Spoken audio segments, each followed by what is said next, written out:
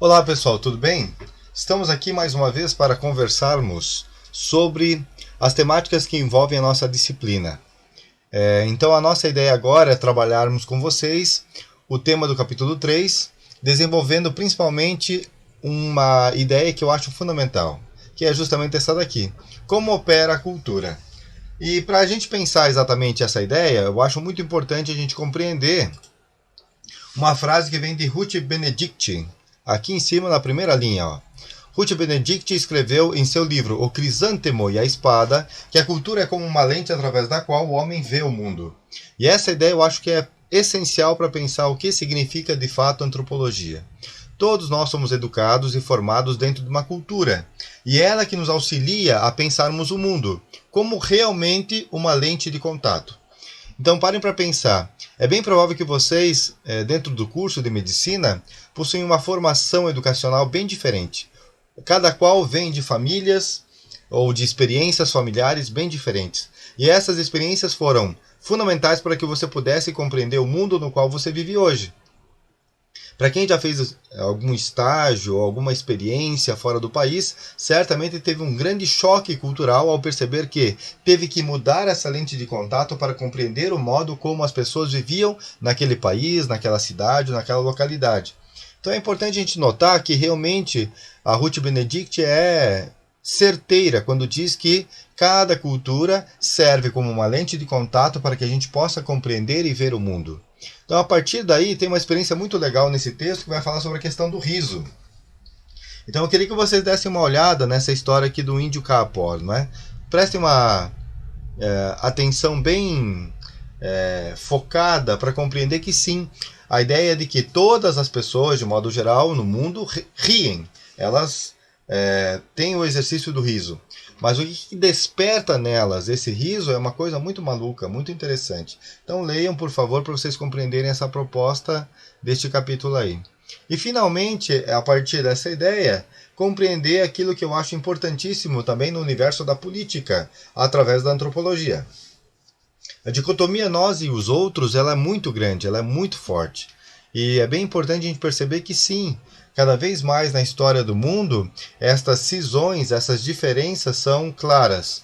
De um lado, a gente compreender, por exemplo, que quando falamos sobre futebol, quando falamos sobre religião, quando falamos sobre partidos políticos, sobre ideologias políticas ou sobre modos de pensamento, sempre há uma divisão entre o grupo A e o grupo B, ou se vocês quiserem, sobre, por exemplo, situações que levam a entender que sim, a dicotomia, a separação é necessária e, mais do que tudo, ela faz parte da condição humana. Porque vejam, a dicotomia nós e os outros expressa em níveis diferentes dessa tendência. Dentro de uma mesma sociedade, a divisão ocorre sob a forma de parentes e não parentes. Aqui diz: os primeiros são melhores por definição e recebem um tratamento diferenciado. A projeção desta dicotomia para o plano extragrupal resulta nas manifestações nacionalistas ou em formas mais extremadas de xenofobia. O ponto fundamental de referência não é a humanidade, mas o grupo. E essa ideia eu acho que é interessantíssima. Então, a partir dessa noção de que sim, lembrem aqui, né? A cultura é como uma lente através da qual o homem vê o mundo. Seguindo em frente, então, para o próximo capítulo, é bem importante perceber que para muitos negros que foram capturados na África e trazidos para cá, houve uma experiência muito dura, muito difícil, que foi a experiência do banzo.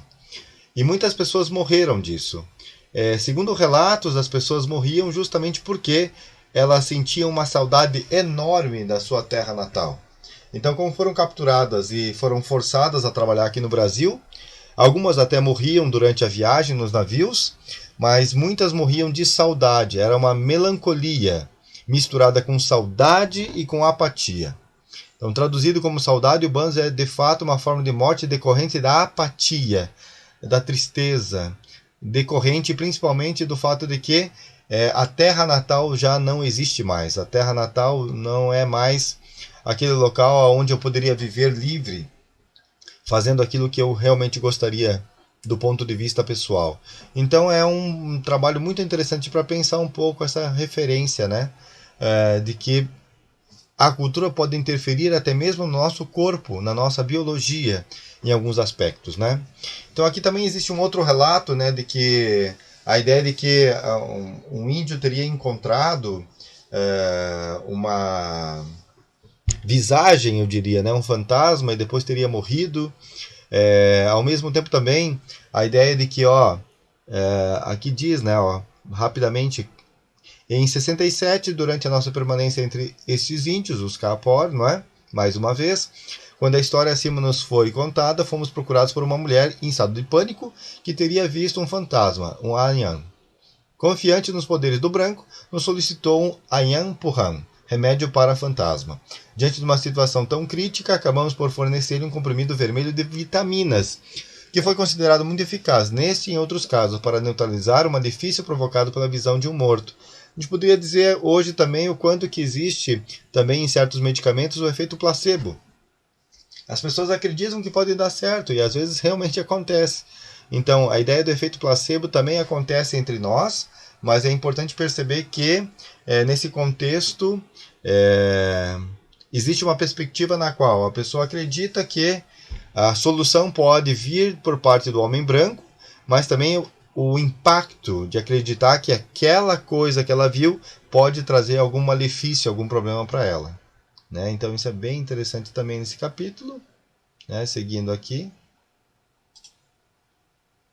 No outro a gente poderia conversar rapidamente sobre a ideia da participação, que cada um de nós tem nas culturas e cada um participa de forma diferente. Eu acho muito legal o exemplo que é colocado aqui, que de um modo geral a gente pode imaginar que Einstein, por exemplo, foi um cara genial na física, mas não significa dizer que ele foi um cara genial em outras áreas. Ninguém tem capacidade intelectual de acumular todo o conhecimento desenvolvido por uma cultura. Nós sempre nos aprofundamos em um tema ou nos aprofundamos em alguma especificidade desse conhecimento.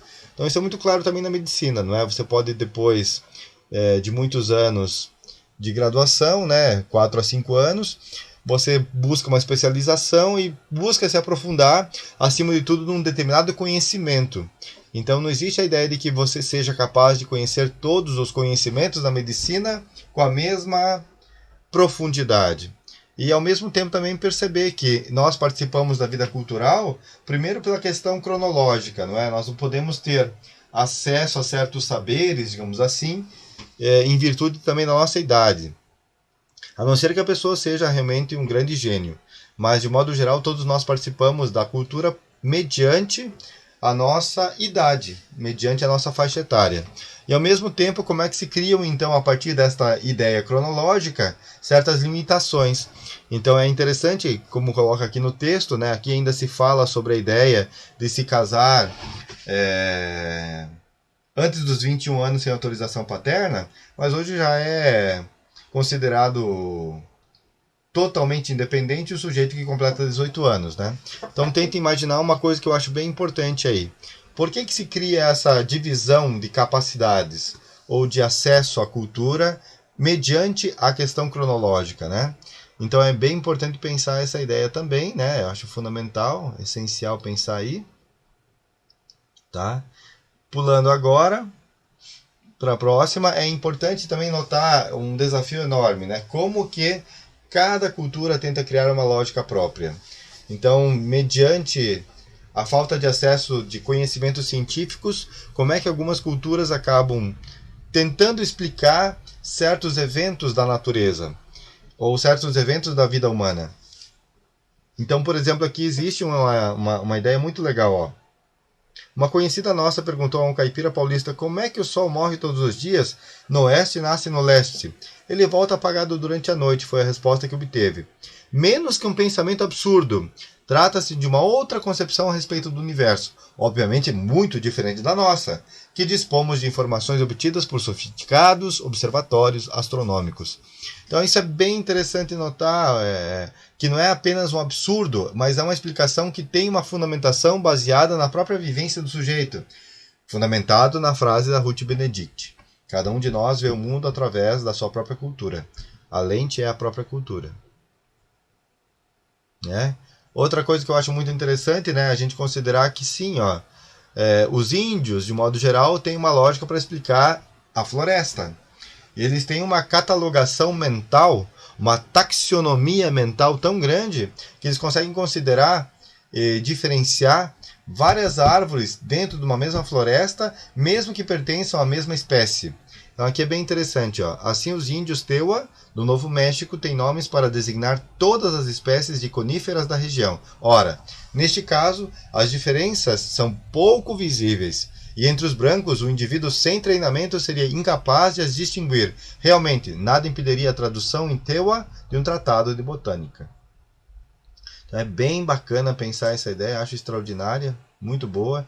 Então aqui, por final, daí nós temos a ideia do dinamismo das culturas, né? Como é que ela vai se alterando, como é que ela vai mudando, né? E basta imaginar como seria participar de uma festa, de uma confraternização na década de 70, né? As roupas, o modo de se vestir e como é que hoje as pessoas se comportam quando vão em festas também.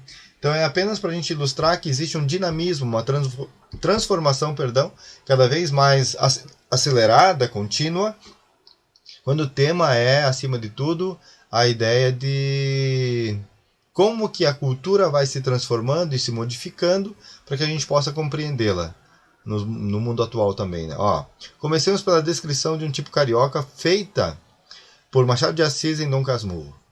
E vimos passar com suas calças brancas engomadas, presilhas, rodaques e gravata de mola. Foi dos últimos que usaram presilhas no Rio de Janeiro, e talvez neste mundo. Trazia as calças curtas para que lhe ficassem bem esticadas, a gravata de cetim preto com um arco de aço por dentro. Imobilizava-lhe o pescoço. Era então moda. O rodaque de chita, veste caseira e leve, parecia nele uma casaca de cerimônia. Não há dúvida que as vestimentas masculinas mudaram muito nesses últimos 100 anos na cidade do Rio de Janeiro. Muitas outras mudanças sucederam as descritas por Machado de Assis, passando pelas pesadas vestimentas de casimira preta do início do século até o modo informal de se vestir dos dias atuais. Então isso é bem fácil de compreender, né? Bem simples, não há nenhum grande problema no entendimento com relação a isso, né? E é bem importante, por exemplo, aqui no final, a questão da emancipação feminina, não é? O período no qual existe uma reportagem aqui, ó, uma reportagem, como eu falei, né? Sobre o comportamento sexual da mulher, como que ele era visto na década de 70. Pouco tempo depois, e foi vetada a reportagem, não sei se a questão aqui é apenas da ditadura na época, mas pouco tempo depois essa reportagem foi feita e publicada novamente, 10 anos depois, na década de 80, e foi totalmente aceita sem nenhum tipo de questionamento, foi bem tranquilo. Então isso é bem interessante perceber o quanto que uma visão que há bem pouco tempo atrás era vista como conservadora ou como marcada pela religião, pela religiosidade, hoje tem outro significado, e quanto que isso é forte nas transformações sociais. Ok? Se quiserem, vale a pena ler os anexos também, mas fica como sugestão apenas. Agradeço a paciência de vocês, um forte abraço e bons estudos.